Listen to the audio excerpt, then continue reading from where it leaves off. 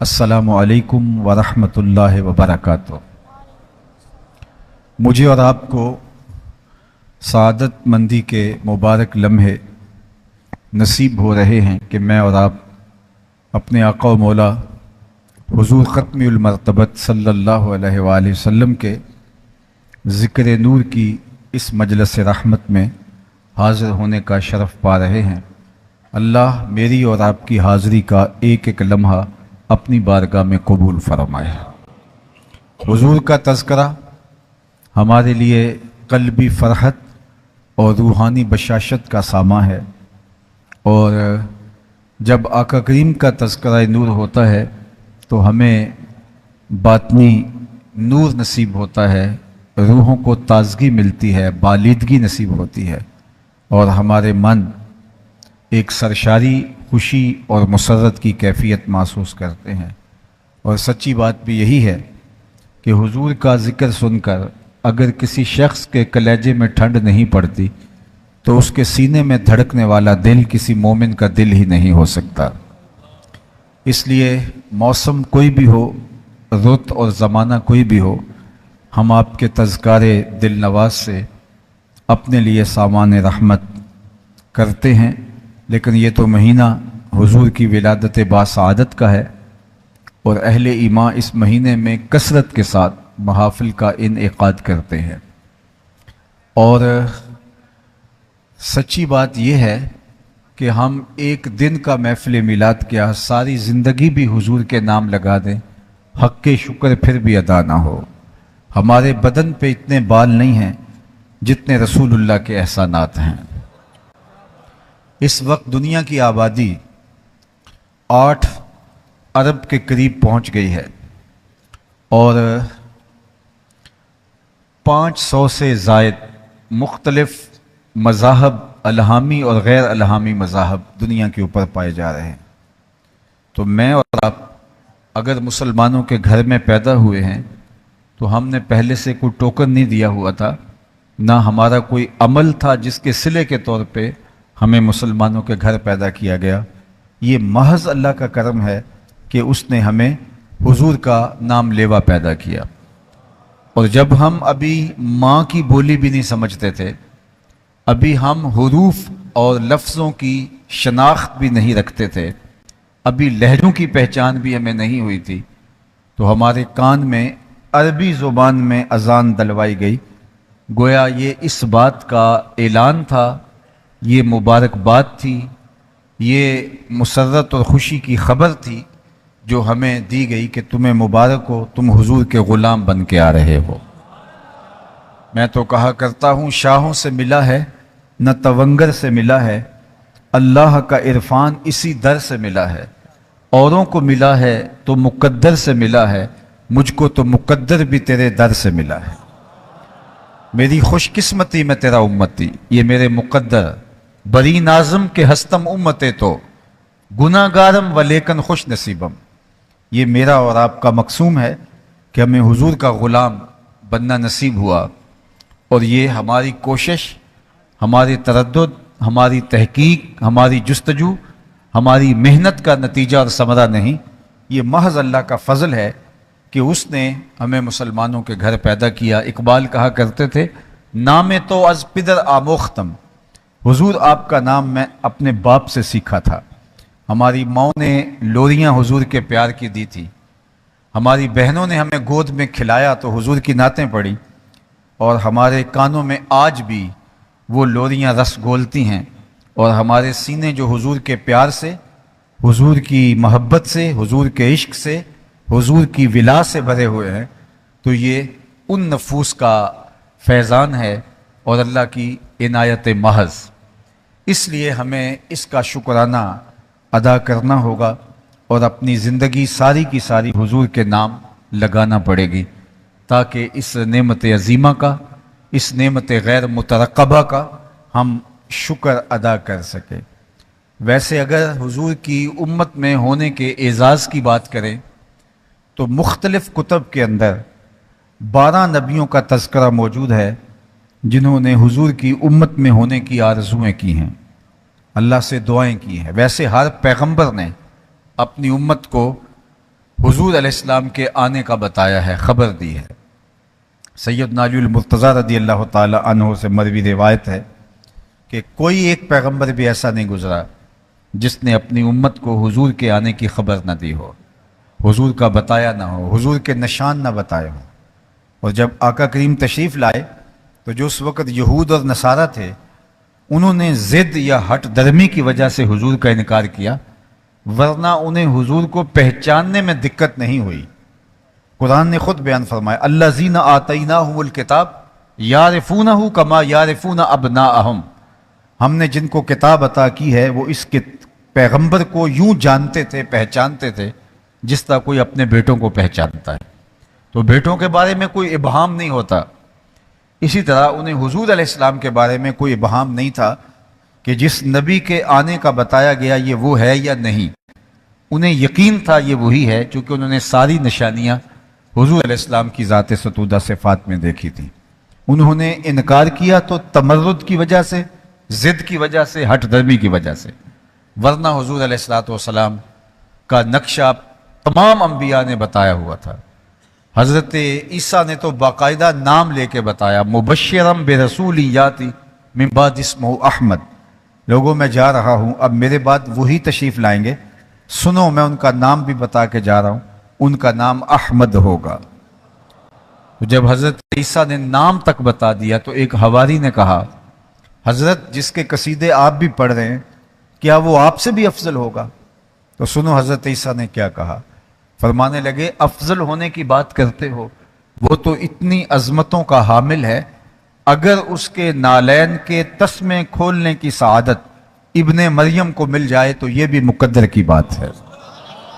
وہ اتنی اونچی شان کا مالک ہے، اتنی رفتوں کا مالک ہے۔ حضرت ابراہیم دعائیں مانگتے رہے، ربنا وابعث فیہم رسولا، مالک تیرا گھر تعمیر کر دیا ہے، اب اس کو بسانے والا رسول بھی بھیج دے۔ تو پیغمبروں نے آرزویں کی، تمنائیں کی، ہم نے کوئی تمنا نہیں کی۔ آنکھ کھولی تو ہمیں یہ خوشخبری ملی کہ ہم حضور کے غلام ہیں اور ہمیں امت محمدیہ علی صاحب الصلوات کے اندر پیدا کیا گیا ہے۔ تو اس نعمت عظمیٰ کا اگر ہم ساری زندگی بھی شکرانہ ادا کرتے رہیں، سچی بات یہ ہے کہ اس نعمت کا شکر بھی ادا نہیں ہو سکتا۔ میرے اور آپ کے آقا و مولا حضور ختمی المرتبت صلی اللہ علیہ وآلہ وسلم کی ولادت طیبہ، حضور کا تشریف لانا، یہ انسانیت کے لیے بہت بڑا اعزاز، بہت بڑا فخر اور افتخار تھا، چونکہ کوئی مردہ انسانیت اپنی اقدار کھو چکی تھی، اور جو انسانیت کے ہاتھوں انسانیت کا برا حال ہو رہا تھا وہ کسی سے مخفی نہیں ہے۔ انسان نے انسان کو غلام بنایا تھا، انسان نے انسان کو جور و ظلم اور جبر کی چکی میں پیس پیس کے توڑ دیا تھا۔ حقیقی باپ اپنی بیٹی کو زندہ درگور کر رہا تھا، حقیقی بھائی اپنی بیٹی کو، بہن کو کاٹ دیتا تھا کہ کل کو میرا بہنوئی نہ کہلائے۔ لیکن یہ حضور تشریف لائے کہ جنہوں نے آ کے ان رشتوں کی قدر دی، ان رشتوں کی معرفت دی، ان رشتوں کی پہچان دی، اور دنیا کو بتایا کہ ان کی تعظیم و توقیر کیا ہے اور ان کا لحاظ کیسے رکھنا ہے، اور صلہ رحمی کے اصولوں کو لے کر آپ نے کیسے چلنا ہے۔ اور آج 1500 برس گزرنے کے بعد ہم دیکھتے ہیں کہ آج بھی اقدار زندہ ہیں، تو وہ اقدار کی زندگی، ان اقدار کو حیات اور زندگی کا پانی ملا، یہ حضور کی ولادت طیبہ سے نصیب ہوا ہے۔ اس لیے ہمیں حضور کی ولادت سے سیکھنا پڑے گا کہ ہم اپنی زندگی کو ان کے بتائے ہوئے اسلوب حیات کے مطابق ڈھال لیں۔ آقا کریم علیہ السلام وضو کر رہے ہیں اور صحابہ حضور کے وضو کا پانی زمین پہ نہیں گرنے دے رہے، بلکہ وہ وضو کا غسالہ نور، وہ حضور کے اعضاء کا اترا ہوا پانی ان کے ہاتھوں میں جمع ہوتا ہے، اور وہ اس پانی کو اپنے چہرے پہ مل لیتے ہیں۔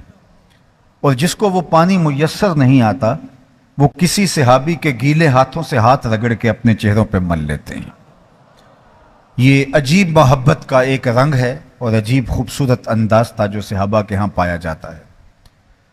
تو آقا کریم نے جب صحابہ کی اس محبت کو دیکھا تو فرمایا، ما یحملکم علی ھذا، صحابہ تمہیں کس بات نے اس چیز پہ ابھارا ہے کہ میرے وضو کے پانی کو زمین پر نہیں گرنے دیتے؟ یعنی میں تو اس کا تمہیں حکم نہیں دیا، ساری چیزوں کا حکم نہیں دیا جاتا، کچھ محبت کے اپنے تقاضے ہوتے ہیں۔ محبت محبوب کی تعظیم و توقیر اور محبوب کے آداب کو بجا لانے کے رنگ خود تراشتی ہے۔ صلح حدیبیہ کے موقع پر بھی ایسا ہوا کہ حضور کے صحابہ وضو کا پانی زمین پہ نہیں گرنے دے رہے، اور یہاں بھی ایسا ہوا تو آقا کریم نے فرمایا ما یحملکم علی ھذا، کہ تمہیں اس بات پر کس نے ابھارا ہے کہ میرے وضو کے پانی کو تم زمین پر نہیں جانے دے رہے جبکہ میں نے تمہیں اس کا حکم صادر نہیں کیا؟ تو انہوں نے جو جواب دیا وہ سنیے۔ انہوں نے کہا حب اللہ و رسولہ، اللہ اور اس کے رسول کی محبت نے ہمیں اس بات پہ ابھارا ہے کہ ہم آپ کے وضو کا غسالہ، وضو کا اترا ہوا پانی زمین پر نہ گرنے دیں۔ اللہ اکبر! بلکہ آپ صحابہ کی اگر محبت دیکھیں تو حضور کا لعاب بھی وہ زمین پہ نہیں گرنے دیتے تھے۔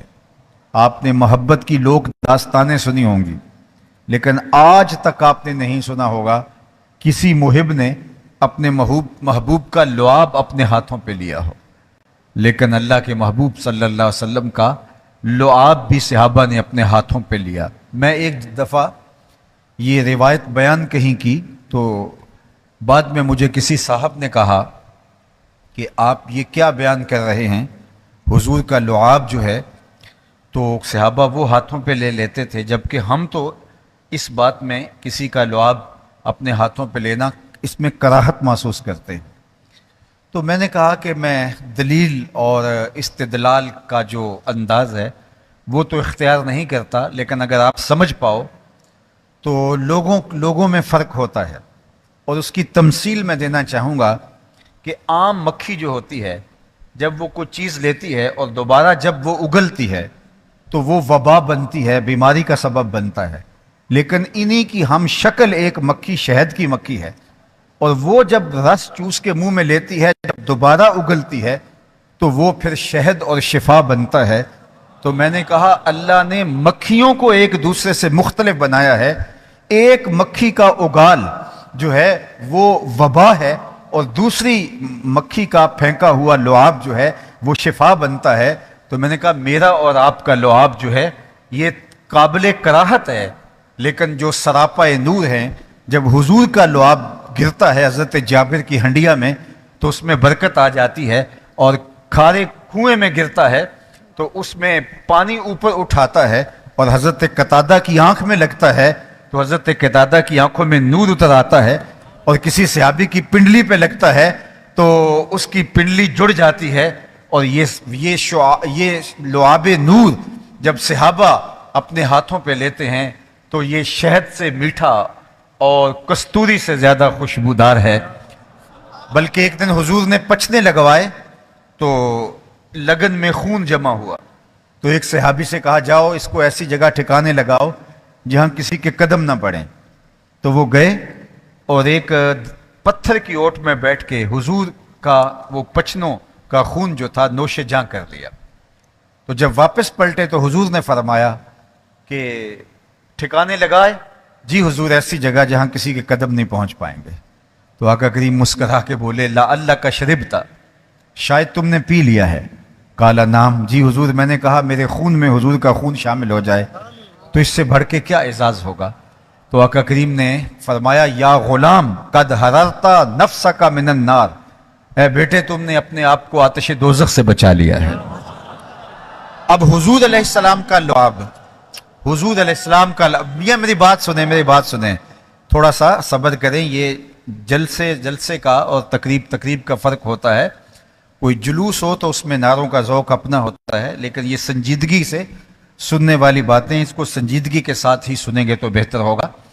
اور ویسے بھی جو نعرہ ہوتا ہے وہ مقرر کو جوش دلاتا ہے اور وہ اور زیادہ ماشاءاللہ تگڑا ہو جاتا ہے، لیکن میں اس طرز کا خطیب نہیں ہوں کہ آپ کے نعرے سے مجھے اور جوش آ جائے گا، بلکہ میں اپنے تسلسل کو قائم نہیں رکھ پاؤں گا۔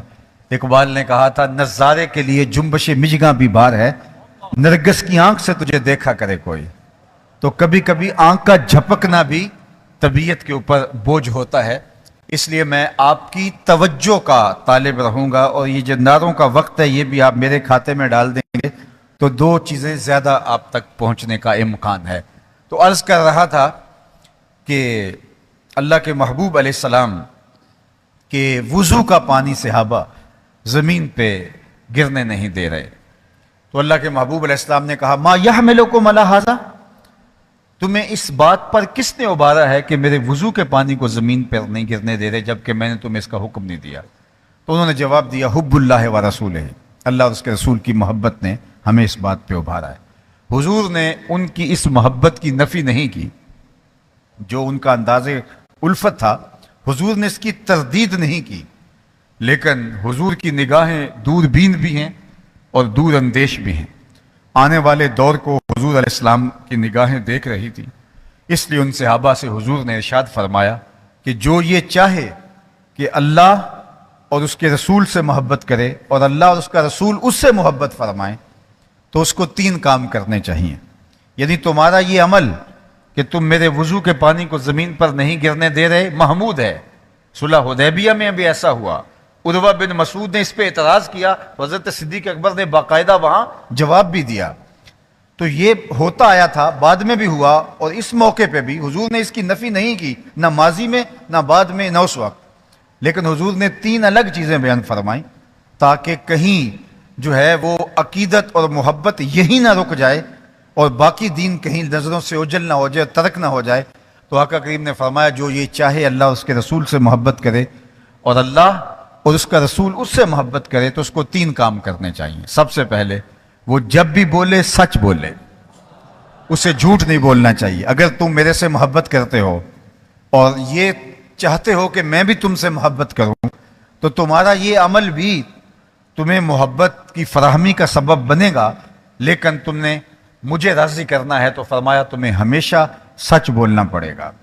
اور میں کہتا ہوں کہ آج یہ امت کس طرح جھوٹ بول سکتی ہے جن کے نبی کو کافر بھی صادق اور امین کہتے تھے؟ ہم کس طرح جھوٹ بول سکتے ہیں؟ ہمارا تاجر کہتا ہے کہ جناب جھوٹ نہ بولیں تو سودا نہیں بکتا، تو میں کہتا ہوں کہ یہاں جاپان کے لوگ بغیر جھوٹ کے پوری دنیا کے اوپر اپنا سودا بیچ رہے ہیں، اور وہ جھوٹ سے آشنا ہی نہیں ہے۔ ان کو ان کے مذہب نے نہیں بتایا، ان کو ان کی ماں نے بتایا ہے، ان کو ان کے باپ نے بتایا ہے، ان کو ان کے معاشرے نے بتایا ہے۔ اور ہم کیسے جھوٹ بولتے ہیں جبکہ ہمارے آقا نے ہمیں بتایا ہے۔ حضور سے جب پوچھا گیا کہ حضور مومن بزدل ہو سکتا ہے؟ فرمایا نہیں، مومن بہادر ہوتا ہے، لیکن ہو سکتا ہے کبھی بزدلی بھی کر جائے، آخر بشر ہی تو ہے۔ پھر دوسرا سوال ہوا مومن بخیل ہو سکتا ہے؟ فرمایا نہیں، مومن بخیل نہیں ہوتا، مومن بہادر ہوتا ہے، مومن سخی ہوتا ہے، لیکن ہو سکتا ہے کبھی بخل بھی کر جائے، آخر بشر ہی تو ہے۔ پھر تیسرا سوال حضور سے ہوا کہ مومن جھوٹا ہو سکتا ہے؟ فرمایا جھوٹا نہیں ہو سکتا، یہ طے ہے کہ مسلمان ہو اور جھوٹا ہو یہ نہیں ہو سکتا۔ اب مجھے اور آپ کو ذرا اپنے اندر اتر کے دیکھنا ہوگا کہ کیا ہماری زندگی میں کہیں جھوٹ تو موجود نہیں ہے، اور اگر جھوٹ ہماری زندگی میں ہے تو الٹی چھلانگیں بھی لگا لیں کبھی سکون نہیں مل سکتا۔ زندگی میں جھوٹ ہے تو دولت کے انبار بھی اکٹھے کر لیں کبھی طمانینت نہیں مل سکتی، کبھی سکون نہیں مل سکتا۔ عالی منصب کے اوپر فائز المرام بھی ہو جائیں، لیکن اگر جھوٹ زندگی کے اندر ہے تو کبھی سکون نہیں مل سکتا، چونکہ اللہ کے محبوب علیہ السلام کا سچا فرمان ہے الصدق طمانینہ والکذب ریبہ، سچ طمانینت قلب کا سامان ہے اور جھوٹ بے چینی کا سبب اور ذریعہ ہے۔ اگر آپ جھوٹ بول کے کسی کو دھوکہ دینے میں کامیاب بھی ہو جاتے ہیں، کسی کا مال ہتھیانے میں کامیاب بھی ہو جاتے ہیں، جھوٹ بول کے کسی مشکل سے بچ بھی جاتے ہیں، لیکن آپ کی بے چینی ختم نہیں ہوگی۔ اور سچ بول کے آپ نقصان بھی کر بیٹھتے ہیں، سچ بول کے آپ کسی مصیبت میں پھنس جاتے ہیں، سچ بول کے آپ کوئی چیز کھو بھی دیتے ہیں، لیکن آپ کو سکون قلب نصیب رہے گا سچ کی برکت سے۔ اس لیے ہمارے دین نے ہمیں سچ بولنے کی تلقین کی اور سچ پر ہی قائم رہنے کا حکم دیا۔ اللہ کے محبوب نے ایک دن صحابہ سے مخاطبت کرتے ہوئے فرمایا الا انبئکم باکبر الکبائر، میں تمہیں بڑے بڑے گناہوں کی خبر نہ دے دوں؟ یعنی کبیرہ گناہ تو کبیرہ ہیں ہی، ان کبیرہ میں سے بھی جو آگے کبیرہ ہیں، اکبر الکبائر ہیں، فرمایا ان کی خبر نہ دوں؟ تو صحابہ نے کہا بلا، کیوں نہیں حضور، ارشاد فرمائیے۔ تو آقا کریم نے فرمایا الاشراک باللہ، سب سے بڑا گناہ، کبیرہ گناہوں میں بھی جو سر فہرست ہے وہ اللہ کے ساتھ کسی کو شریک ٹھہرانا ہے۔ پھر فرمایا وعقوق الوالدین، اور والدین کی نافرمانی کرنا ہے۔ وجلس وکان متکئا، حضور تکیہ لگائے، ٹیک لگائے بیٹھے تھے، حضور نے مضمون کی اہمیت کے پیش نظر تکیہ چھوڑ دیا، اور آقا کریم نے فرمایا الا وقول الزور، الا وقول الزور، الا وقول الزور، سن لو، تیسرا بڑا گناہ جھوٹ بولنا ہے، جھوٹ بولنا ہے، جھوٹ بولنا ہے۔ حضور بار بار بیان کیے جا رہے تھے، صحابہ کہتے ہیں کہ حضور اس قدر بیان کر رہے تھے کہ ہم آرزو کر رہے تھے کہ حضور اگر سکوت اختیار فرما لیں۔ حضور اپنے آپ کو مشقت میں ڈال لیا ہماری بھلائی کے لیے، اور بار بار حضور فرمائے جا رہے تھے سن لو، وہ جھوٹ بولنا ہے، وہ جھوٹ بولنا ہے، وہ جھوٹ بولنا ہے، وہ جھوٹ بولنا ہے۔ تو ہم کہتے لیتہ سکتا، کاش کہ حضور علیہ السلام خاموش ہو جائیں، حضور سکوت اختیار فرما لیں، لیکن حضور نے ایک تو اس کے لیے ٹیک چھوڑی، یہ تیسری بات بیان کرنے کے لیے، اور دوسرا اللہ کے محبوب بار بار اس کا تکرار کر رہے تھے۔ تو اب مجھے بتائیے کہ جب جھوٹ بولا جاتا ہے تو کس قدر حضور علیہ السلام کے لیے تکلیف کا سبب ہے اور حضور کے لیے اذیت کا ذریعہ ہے۔ حضور کے میلاد میں آنے والوں، جھوٹ کے ساتھ ہمارا کوئی تعلق نہیں ہونا چاہیے، ہمیں سچ کے ساتھ جڑنا ہوگا، سچ ہماری زندگی کا سرمایہ حیات بنے۔ اور ایک حدیث پاک میں آتا ہے کہ جب کوئی شخص جھوٹ بولتا ہے تو اس کے منہ سے بدبو نکلتی ہے، جو عام لوگ تو محسوس نہیں کر پاتے، لیکن اللہ کے نورانی فرشتے جو گھروں میں رحمتیں لے کے آتے ہیں، وہ فرشتے اس بدبو کو محسوس کرتے ہیں اور 1 میل پیچھے ہٹ جاتے ہیں۔ اب مجھے بتائیے، جس گھر میں باپ بھی جھوٹ بولے، ماں بھی جھوٹ بولے، بیٹے بیٹیاں بھی جھوٹ بولیں، بہویں بھی جھوٹ بولیں، صبح و شام دوپہر جھوٹ بولیں، وہاں سے تو تعفن اور بدبو کے بھبوکے اٹھ رہے ہوں گے، اور فرشتے تو کتنے میل دور جا چکے ہوں گے۔ یہ کون سے فرشتے ہیں جو روزانہ ہمارے حصے کی رحمتیں لے کے ہمارے گھر دینے آتے ہو؟ یہ وہ فرشتے ہیں جو رحمت کی ڈلیوری ہمیں پہنچانے آتے ہیں، رحمت کا ہمارے نام کا جو پارسل ہے وہ روزانہ ہمارے گھر میں دینے آ رہے ہوتے ہیں، لیکن بدبو اور تعفن کی وجہ سے اس قدر عفونت گلیوں بازاروں سے اٹھ رہی ہوتی ہے کہ وہ شہر سے باہر کھڑے ہوتے ہیں، اندر آ نہیں پاتے، اور ہم انہیں موقع ہی فراہم کرتے، صبح و شام دوپہر جھوٹ بولتے، وہ بدبو کم ہی نہیں ہونے کا نام لیتی، اور وہ باہر کھڑے ہمارے حصے کی رحمتیں لیے۔ دولت کی کثرت، مال کے انبار، منصب، عہدہ، آسودگیاں، ہر طرح کی چیزیں میسر ہونے کے باوجود ہم بے سکون ہوتے ہیں، اس لیے کہ جو ہمارے حصے کی رحمتیں ہیں وہ رحمتیں شہر سے باہر ہیں، وہ فرشتے لیے کھڑے ہیں، آگے بڑھ نہیں رہے عفونت کی وجہ سے۔ اور ہم نے سمجھا شاید کسی نے تعویذ ڈال دیے، کسی نے ٹونا کر دیا، کسی نے جادو کر دیا، اب ہم بھاگے عاملوں کے پاس، اور وہ تو ٹھیا لگا کے بیٹھے اسی کام کے لیے ہے۔ اس نے کہا کہ جناب تم تو وقت پہ آگے ہو، ورنہ یہ تعویذ چل جانے تھے اور تمہارا کچھ نہیں رہنا تھا، اب اتنے منگل آنا پڑے گا، اتنے بدھ آنا پڑے گا، یا اتنے اتوار آنا پڑے گا، جو بھی اس نے نظم بنایا ہوا ہے۔ اور میں نے دیکھا ہے سنجیدہ خاندانوں کے لوگ، بلکہ خواتین، جا کے ایسے جاہلوں کے ڈیروں کے اوپر چوکیاں بھر رہے ہوتے ہیں۔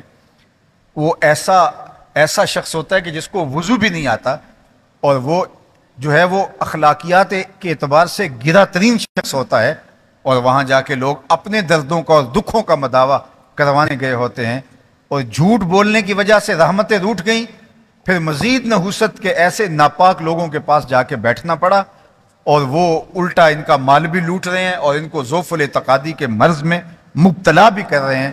اگر ہماری زندگیوں میں سچ اتر آتا ہے، سچائی آ جاتی ہے، تو ہمیں اللہ کی رحمتوں کے وہ انبار نصیب ہوتے ہیں کہ ہمارے گھر میں بھی اجالے ہوں گے، ہماری زندگی میں بھی اجالے ہوں گے، ہماری روحوں میں بھی اجالے ہوں گے، اور ہماری آخرت بھی اجلی اور نور و نلا نور ہوگی۔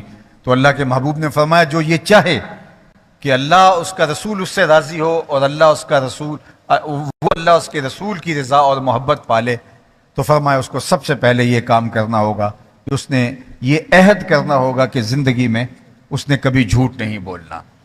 اللہ اکبر۔ دوسری بات جو حضور نے ارشاد فرمائی کہ اگر تم چاہو اللہ اس کے رسول سے محبت کرنا اور اللہ اس کا رسول تم سے محبت کرے، یہ تم چاہو، تو تمہیں دوسرا کام یہ کرنا ہوگا کہ امانت میں خیانت نہیں کرنی ہوگی۔ اللہ اکبر۔ وہ چاہے قرض کی صورت میں کسی نے آپ کے پاس کچھ مال رکھا ہے تو اس کو لٹانا ہوگا۔ یہ نہیں ہے کہ جس نے قرض دیا پھر اس کے لیے دعائیں مانگنے لگ جائیں کہ یہ فوت ہی ہو جائے، اور جو ہے وہ قرض خواہ کو دلیلیں دینی پڑتی ہے کہ مجھے ضرورت ہے اس لیے تم سے مانگ رہا ہوں، اور یہ اس کا فون نہیں اٹھا رہا ہوتا۔ لوگوں کی زمینیں ہڑپ کر جانا، لوگوں کی جائیدادیں ہڑپ کر جانا، دیوار رکھتے ہوئے ہمسائے کے 2 انچ دبا لینا، یہ فن نہیں ہے، یہ اپنی آخرت کو برباد کرنے کے مترادف ہے۔ یہ بات ذہن میں رکھیے، جس نے ایک بالشت زمین کسی کی قبضے میں کر لی، یعنی صرف ایک بالشت، قیامت کے دن 7 زمینوں کا توق بنا کے اس کے گلے میں ڈال دیا جائے گا۔ کون ہے اس کا بوجھ اٹھانے والا؟ اور آج تو اگر ہم پھنس گئے تو آج تو کوئی کسی کو راضی کر لیں گے، کسی کو واپسی بھی کر دیں گے، اس دن تو کوئی ہمارے ساتھ نہ زمینیں ہوں گی نہ جائیدادیں ہوں گی، کچھ بھی نہیں ہوگا۔ اس وقت کا سکہ رائج الوقت ہوگا عمل دے کے جو ہے وہ یہ سکہ چل رہا ہوگا، عمل دے کے جان چھڑانی ہوگی، اور اگر عمل دے کے بھی جان نہ چھوٹ رہی ہوگی تو اس کے برے اعمال اپنے ذمہ لینے پڑیں گے۔ اور مجھے بتائیے کہ کیا کوئی ہمارے اتنے عمل ہیں کہ ہم جو کر چکے ہیں عمل دے کے ہم چھوٹ کے پھر بھی جنت میں چلے جائیں گے؟ جس نے کسی کے 3 پیسے دینے ہوئے، 3 پیسے، سنیے غور سے، شاید یہ کوئی اتنی پاپولر تقریر نہیں ہے لیکن پھر بھی اس کو سنیے، بھلے کی بات ہے، شاید کسی ایک کے دل میں میری بات اتر جائے۔ جس نے کسی کے 3 پیسے دینے ہوئے، کل قیامت کے دن اس کے بدلے میں 700 نمازیں جو جماعت کے ساتھ پڑھی ہوں گی وہ دے کر جان چھوٹے گی، صرف 3 پیسوں کے عوض میں۔ اور میں ایک دن حساب کر رہا تھا کہ اگر کسی نے کسی کے 2 سے 3 ہزار روپے دینے ہوئے تو ساری زندگی کی نمازیں، حج، عمرے سب چلے جائیں گے، پھر بھی جان نہیں چھوٹے گی۔ اور ہم تو اتنے ڈھیر گناہوں کے اور حقوق العباد کے غصب کے اکٹھے کر چکے ہیں، تو کس طرح جان چھوٹے گی؟ اس لیے فرمایا کہ امانت میں خیانت نہ کرے، جو یہ چاہتا ہے اللہ اور اس کے رسول کی محبت پائے۔ میں آپ سے کہتا ہوں کہ ہمارا دین تو اتنا حساس ہے کہ جب کوئی شخص آپ سے بات کرے اور بات کرتے ہوئے وہ دائیں بائیں دیکھے، یعنی آپ سے کوئی بات کر رہا ہے اور بات کرتے کرتے وہ دائیں بائیں دیکھتا ہے، تو اس کا مطلب ہے کہ وہ یہ چاہتا ہے کہ یہ بات کوئی اور نہ سنے۔ تو ہمارا دین ہمیں تعلیم دیتا ہے کہ اس بات کو ساری زندگی آپ راز رکھیں گے، اس لیے کہ اس نے بطور امانت وہ بات آپ کو دی، چاہے جائے کہ کسی کی امانت کو غصب کر جانا۔ اور میرے اور آپ کے آقا و مولا جن پہ ہم درود پڑھتے ہیں اور جن کے میلاد میں ہم بیٹھے ہیں، ان کی شان کا عالم یہ ہے کہ کافروں نے حضور کے گھر کا گھیرا کیا ہوا ہے اور حضور کو شہید کرنے کے درپے ہیں اور پورا منصوبہ بنایا ہے ہجرت کی رات، لیکن اللہ کے محبوب علیہ السلام حضرت علی المرتضیٰ رضی اللہ تعالیٰ عنہ کو اپنے بستر پہ لٹاتے ہیں اور فرماتے ہیں صبح ان کی امانتیں دے کے تم بھی مدینے چلے آنا۔ سنو میرے حضور کی شان کہ میرے حضور کو شہید کرنے کے درپے لوگ جو تھے ان کی امانتیں حضور گھر میں پڑی ہوئی ہیں، لیکن حضور ان کی امانتوں کا بھی خیال کر رہے ہیں۔ مجھے بتاؤ اس نبی کا کلمہ پڑھنے والا کس طرح کسی کی امانت میں خیانت کر سکتا ہے اور کسی کا مال ہڑپ کر سکتا ہے؟ تیسری بات جو اللہ کے محبوب نے ارشاد فرمایا کہ تمہاری ہمسائیگی میں کوئی آ بسے تو حق مجاورت کا لحاظ رکھنا، ہمسائیگی کے حقوق کا پاس رکھنا۔ اگر تم چاہو کہ اللہ رسول سے محبت کرو اور اللہ اس کا رسول تم سے محبت کرے تو تمہیں یہ کرنا ہوگا کہ اپنے ہمسایوں کے حقوق کا پاس رکھنا ہوگا۔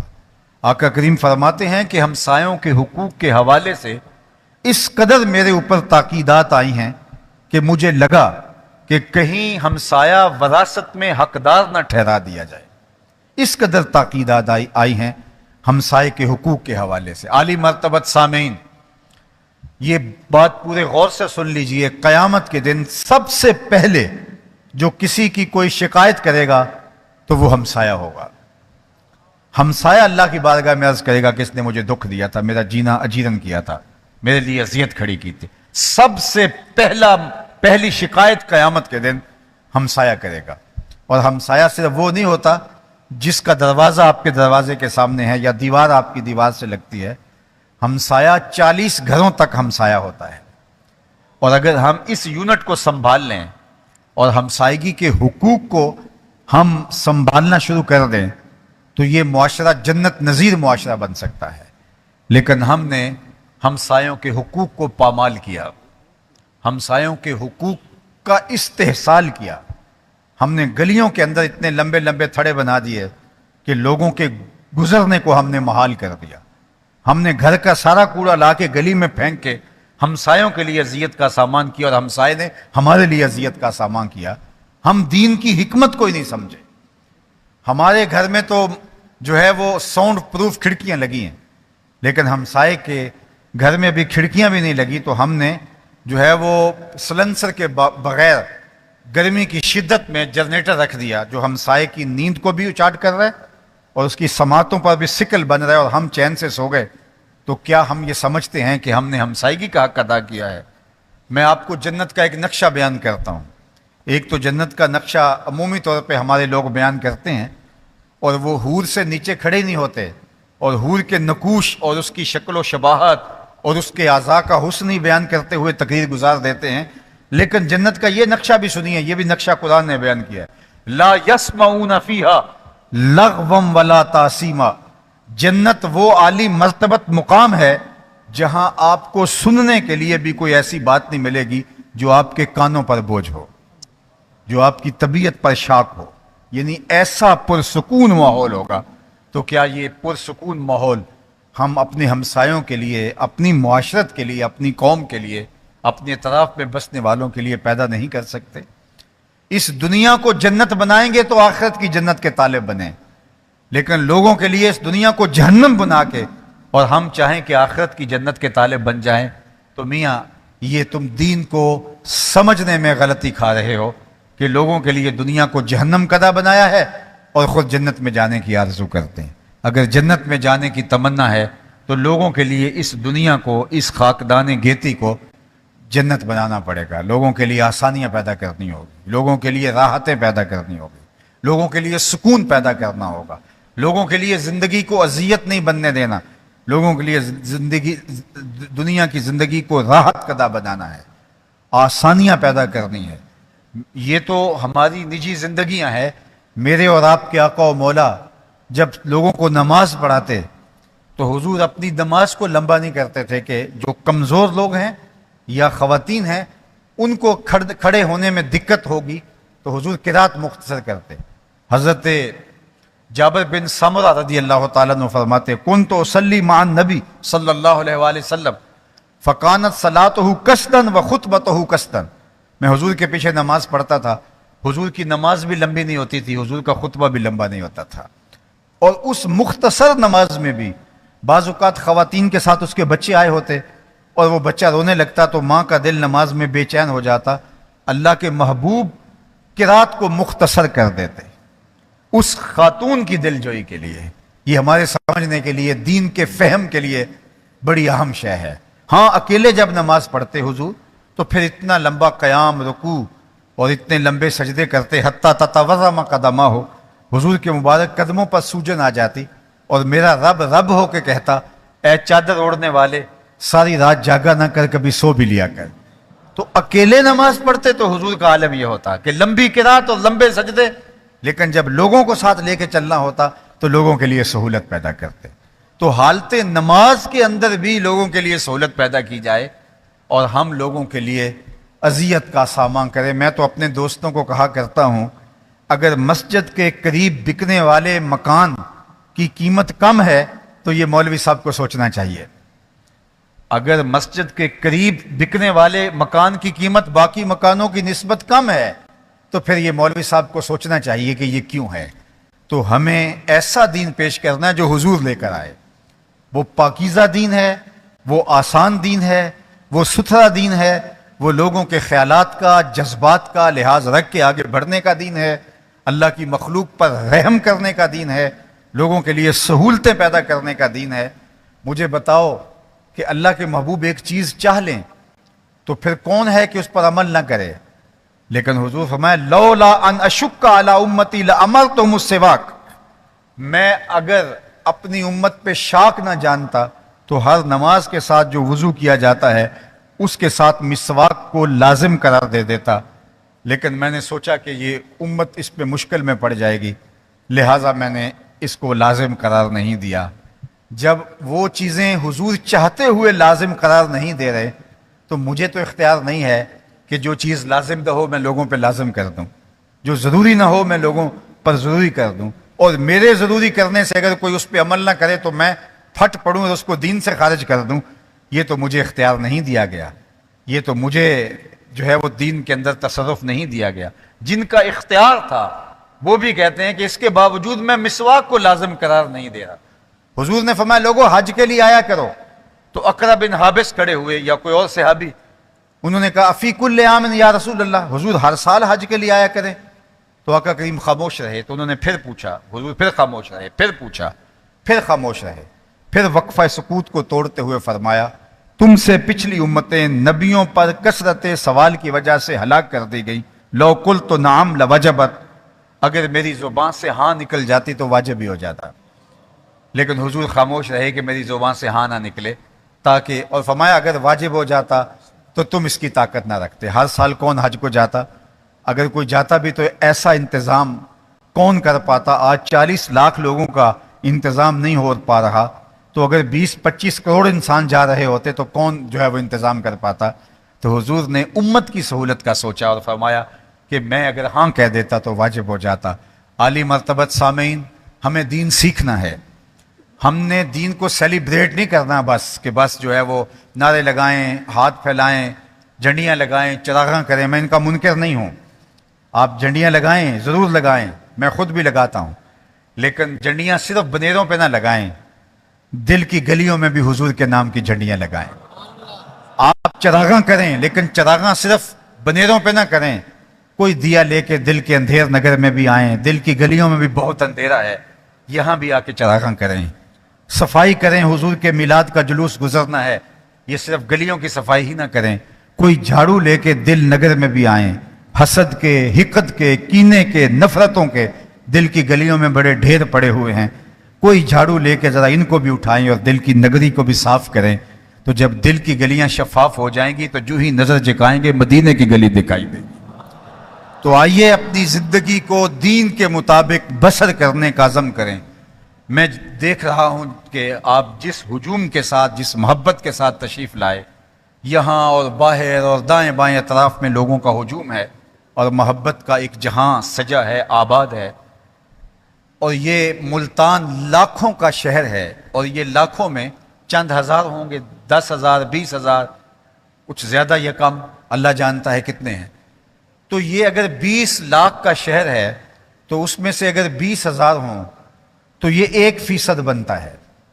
تو میں آپ سے کہتا ہوں کہ اگر صرف جو 1% لوگ ہیں، 19,90,000 لوگ یہاں موجود نہیں ہیں، اور 10,000 لوگ فرض کرو یہاں موجود ہیں، صرف اتنے لوگ جتنے میرے سامنے موجود ہیں، صرف اتنے لوگ یہ صرف تقریر سن کے نہ جائیں، جو کہا گیا ہے عمل کا ارادہ کریں اور یہ طے کر کے جائیں کہ آج کے بعد جھوٹ نہیں بولنا، کل سے دیکھنا آپ کا شہر بدلا بدلا دکھائی دے گا.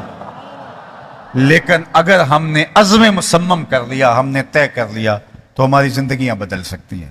لیکن اگر ہم سنتے گئے تو وہ سننے سے کیا فرق پڑتا ہے؟ صحابہ حضور سے 10 آیتیں سیکھتے تھے، اگلی 10 تب سیکھتے تھے جب پہلی 10 پہ عمل ہو جاتا تھا. تو مجھے اور آپ کو دیکھنا ہوگا، اپنی زندگی کو عمل کے سانچے میں ڈھالنا ہوگا، اپنی خاص توجہات اس طرف مبذول کرنی ہوں گی، اور اپنے آقا و مولا کے بتائے ہوئے طریقہ حیات کے مطابق اپنی زندگی گزارنی ہوگی. اللہ کے محبوب تشریف لائے تو ایک صحابی حضور کو ملنے کے لیے آگے بڑھے، تو انہوں نے حضور سے سلام عرض کیا تو آقا نے رخ پھیر لیا. وہ سمجھے شاید اتفاقاً ایسا ہو گیا، رش میں ایسا ہو جاتا ہے، ہمارے ساتھ بھی ہوتا رہتا ہے. ایک ادھر سے سلام پیش کر رہا ہے، ایک ادھر سے ہاتھ بڑھا رہا ہے، ایک ادھر سے آواز لگا رہا ہے، ایک ملنے کے لیے آگے بڑھ کے لوگوں سے ہجوم کو چیرتا ہوا آگے بڑھتا ہے. ادھر دیکھیں تو یہ نظر انداز ہو جاتا ہے، ادھر دیکھیں وہ نظر انداز ہو جاتا ہے۔ تو جو سمجھدار اور سنجیدہ لوگ ہیں وہ سمجھتے ہیں کہ رش کے اندر ایسا ہی ہوتا ہے اور وہ ناراض نہیں ہوتے، لیکن کوئی کٹھور مزاج کے ہوں تو وہ ناراض بھی ہو جاتے ہیں، روٹ بھی جاتے ہیں کہ جو وہ ہماری طرف التفات نہیں ہوا۔ اب وہ صحابی تھے، وہ سمجھے کہ حضور اتنے لوگوں کے ہجوم میں ہیں، تو میں نے حضور سے سلام عرض کرنا چاہا تو حضور نے جواب نہیں دیا، تو ہو سکتا ہے کہ کوئی رش کی وجہ سے ایسا ہو گیا ہو۔